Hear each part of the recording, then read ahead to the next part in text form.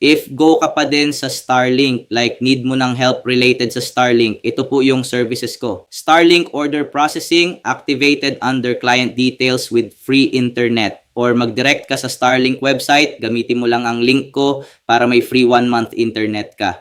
Pwede din sa Lazada kayo mag-order via data lake tapos i-activate ko na lang yung link nasa comment section.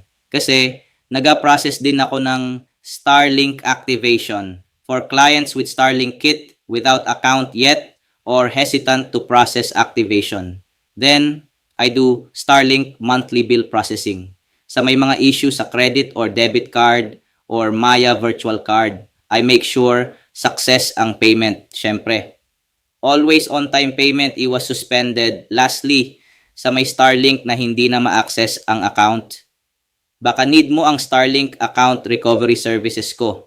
Like no email notification at email not found upon ordering or activation. Message lang if interested ka, yung link ng FB Messenger ko nasa description at comment section. May blue badge yan, kaya sure ka na legit